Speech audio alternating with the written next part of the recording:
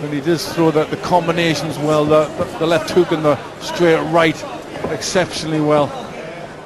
Guzman was good enough to get in the Olympic team, by the way, in 1996 for his country. Had over 300 amateur bouts. So he is no rookie, as I think you can see.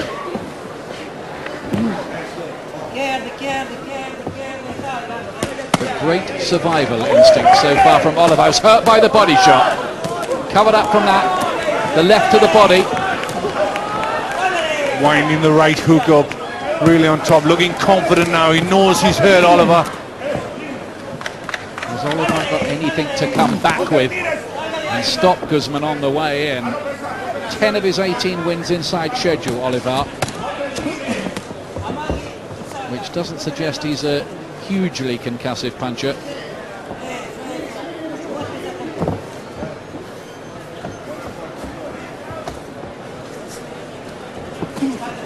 This for the WBO Super Bantamweight Championship, let me remind you, at 8 stone, 10 pounds.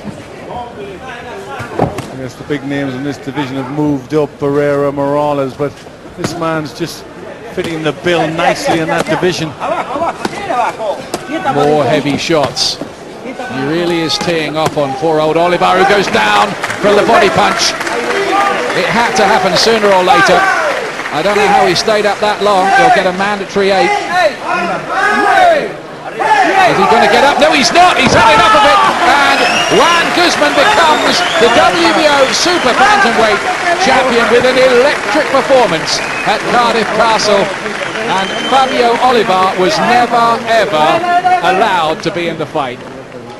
Well, you couldn't really fault that performance. He did everything right. Constant pressure. You know, he just had too much right from the start for Fabio Oliva, and really never give him a chance to get in the fight or to settle. Well, I was going to say, this division has had something of a charisma bypass operation, hasn't it, since Morales and Barrera moved up to featherweight. But hang on a minute, here might be a new star, and there's that fellow Manny Pacquiao as well around. Yeah, he's very good, Pacquiao. And a fight with them, unification, would be something very exciting. But he's good, he's strong, he's solid, and he can punch. And he's going to go home with some very fond memories of Wales and Cardiff Castle in particular, the scenic setting for his coronation as the WBO Super Bantamweight title. Joan Guzman, Little Tyson, as they call him, has arrived in the big league here. Well, he walks like Tyson. He never let Oliva into the fight, kept the pressure on all the time, pretty ruthless, got a bit of a boxing brain as well, looked for the shots, and eventually the body punching took its toll. Well, Agapito Sanchez, poor old Sanchez, who lost his title with his cataract problem, eye problems, lost his title out of the ring, but it stays in the Dominican Republic with this fella, Joan Guzman. Well, just stayed on his knees, never looked like getting to his feet, and the referee just had to wave it over.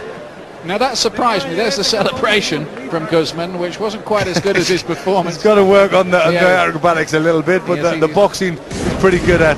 Yeah, forget the circus. He can stay in the ring. He was a ringmaster here, all right.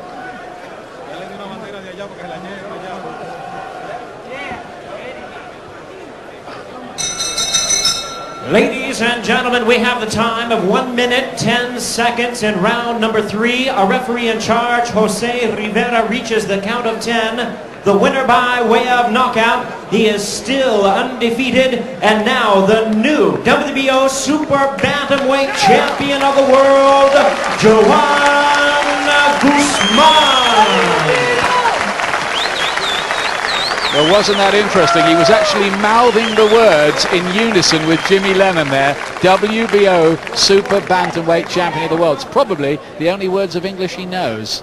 Well, that's the ones he's interested in, and he got that title in tremendous style.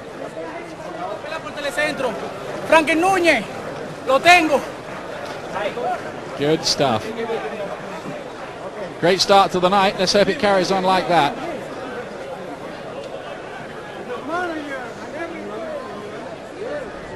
Well, at that rate of progress, his English will improve, and so will his reputation around the world. 26 years of age, Barry Jones. Is he the star that this division is looking for in the making? Well, they certainly needed one, and everyone loves a puncher, so who knows? He came out looking menacing, and he sure was, because he's a hell of a puncher for a small guy.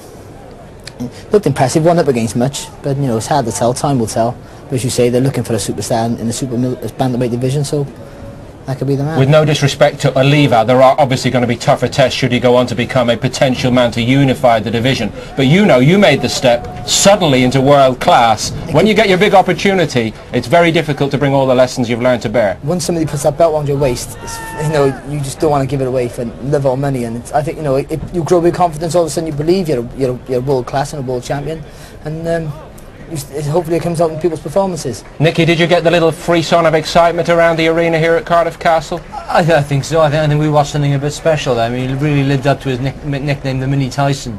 And I mean, the other world champions, Willie Herring, we know him from Michael Brody. He's led a charmed life, hasn't he? A charmed life, exactly. You know, he's a few lucky decisions. Manny Pacquiao we've seen very good. I haven't seen Sato, the WBA champion, but that guy, I think, he's as good as any of them, and I think it will really make it a good mix-up between quite a few of them. Let's get the view of the former European Super Bantamweight champion.